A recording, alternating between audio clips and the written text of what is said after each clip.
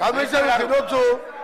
నేను ఒకటే చెప్తున్నా అధ్యక్ష, ఓఆర్ఆర్ అమ్ముకొని అందులో 7,000 కోట్లకి 1,00,000 కోట్ల విలువ చేసే ఓఆర్ఆర్ అమ్ముకొని ఒకరించారు 1,00,000 కోట్లు. ఈ రోజు సార్ మళ్ళీ చెప్తున్నా, గర్వంగా చెప్తున్నా, గౌరవ ముఖ్యమంత్రి గారు గడ్కరీ గారి సహాయంతో ఈ రోజు రీజనల్ రింగ్ రోడ్ అనే ప్రపంచ స్థాయి స్టాండర్డ్స్ తో రీజనల్ రింగ్ రోడ్ ని వచ్చే మార్చి నాటికి భూసేకరణ చేసి రీజనల్ రింగ్ రోడ్ కూడా ఆర్ఎండ్బి శాఖ ద్వారా నిర్మించబోతున్నాం. హరీష్ రావు గారికి చెప్తున్నా, ప్రశాంత్ రెడ్డి చెప్తున్నా, మీరు చెయ్యలే ఒక్క పని చేయకుండా మీరు వాస్తవాలు చెప్తే భయపడుతున్నాడే, వాస్తవాలు చెప్తే భయపడుతున్నారు. అందుకని చెప్తున్నా, వారు చేయలేని విషయాలన్నీ కూడా చివరిగా ట్రిపుల్ ఆర్ని రీజనల్ రింగ్ రోడ్ దాదాపు 38,000 కోట్లతోని వచ్చే 4 ఏళ్లలో పూర్తి చేసి హైదరాబాద్ ని ప్రపంచ పటంలో పెట్టాలనేదే మా ప్రభుత్వ లక్ష్యం. Thank you. గౌరవ శాసనసభ్యురాలు శ్రీమతి సబితా ఇంద్రారెడ్డి గారు.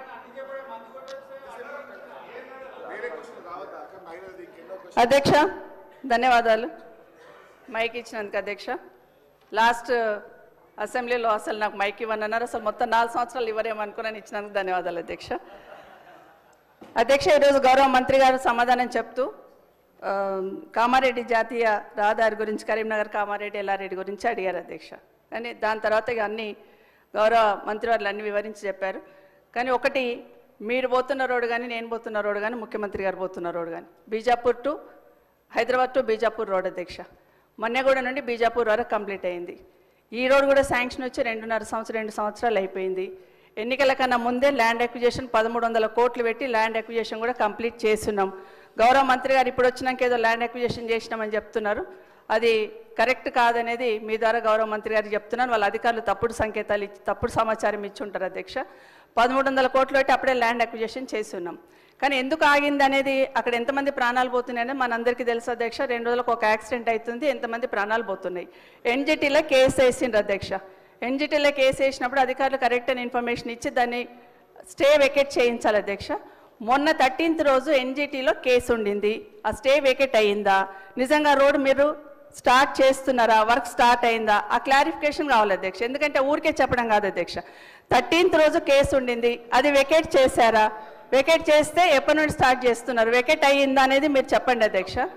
ఎందుకంటే అది కరెక్ట్గా స్టార్ట్ కాలేదు అధ్యక్ష. నేను మొన్న యాక్సిడెంట్ అయినప్పుడు గౌరవ కలెక్టర్ గారితో మాట్లాడి కనీసం సైడ్ బాంబ్స్ అన్న క్లియర్ చేయండి, గడ్డితోని యాక్సిడెంట్ అవుతుంది అది తీయండి అంటే అది మాత్రమే క్లియర్ చేస్తున్నారు తప్పిస్తే రోడ్ స్టార్ట్ అయింది కాదు అధ్యక్ష. అది స్టార్ట్ కానే కాదు.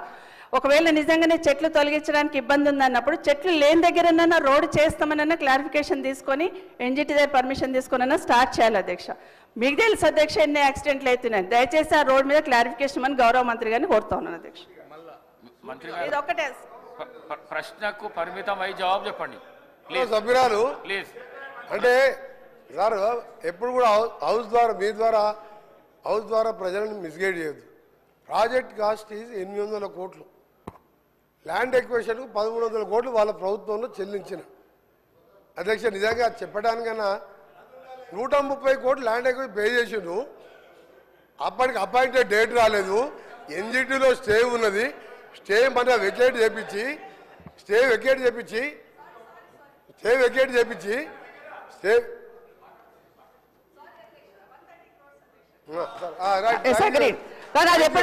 ఎప్పుడు చేస్తున్నారు సార్ అది చెప్పాలి అధ్యక్ష.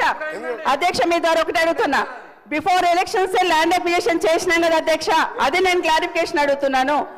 అప్పటి నుండి జరుగుతుంది కదా, ఎన్జిటీలో కేసు ఏమైందని సూటిగా అడుగుతున్నాను అధ్యక్ష. 840 కోట్లే శాంక్షన్ రోడ్కి, 130 కోట్లు ల్యాండ్ అక్విజిషన్ చేసుకున్నాము, అది కరెక్ట్ అధ్యక్ష, అయిపోయింది కంప్లీట్. కానీ ఎప్పటి నుండి ఎప్పుడు వెకెట్ అవుతుంది ఎన్జిటీలో మాత్రమే అడుగుతున్నాను అధ్యక్ష. ఎన్జిటీలో క్లియర్ అయింది, 28/11 రోజు అపాయింటెడ్ డేట్ ఇచ్చిండ్రు, 29th రోజు ఈ 29 మన నవంబర్ మొబైలైజేషన్ వర్క్ స్టార్ట్ అయింది. వారు అదే జిల్లా వారు ఇప్పుడు పోయి చూసుకోవచ్చు వర్క్ నడుస్తుందా లేదా.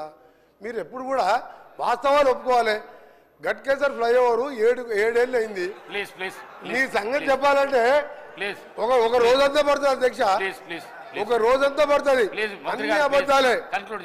ఒక్క మంచి పని చేయకుండా రాష్ట్రాన్ని 100 ఏళ్ళ విధ్వంసం సృష్టించి వీళ్ళు ఓ రోజు బేడీలు వేసుకుంటారు,